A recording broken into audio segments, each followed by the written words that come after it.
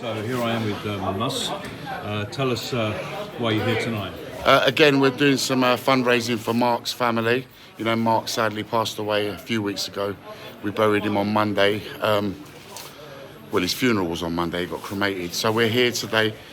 We've got loads of merchandise. We've got Mark Potter t-shirts that were actually designed by Mark himself, woolly hats, some memorabilia. We're going to go around with the buckets to raise as much money as we can for Mark's family, his daughter Rosie. So this is kind of like an ongoing thing that you're going to do because you were so personally close to Mark.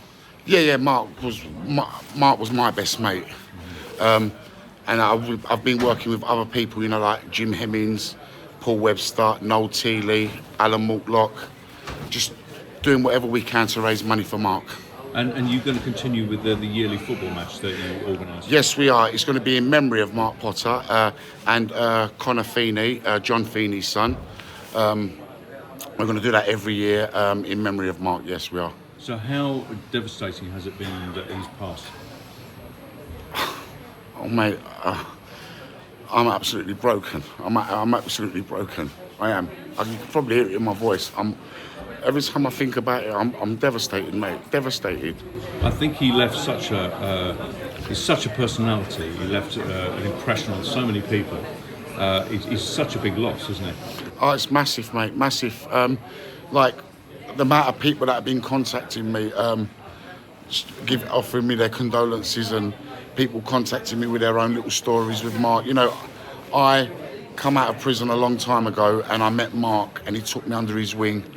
And, you know, I never got in trouble ever since I met Mark.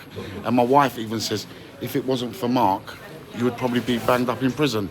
Yeah, so he's had a profound effect on your life. Oh, most definitely, Liam, definitely. So you're going to keep his memory alive, and 100%. hopefully people watching this will remember Mark for the fantastic guy that he was. Mark was just one in a million. They broke the mould when they made Mark.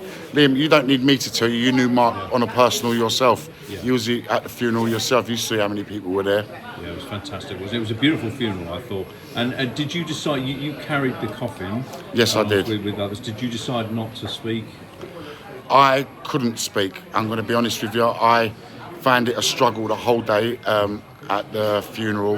That morning, that day, I found it a struggle. I didn't want to speak to no one. I knew that I couldn't get up and speak. I'd just break down and cry.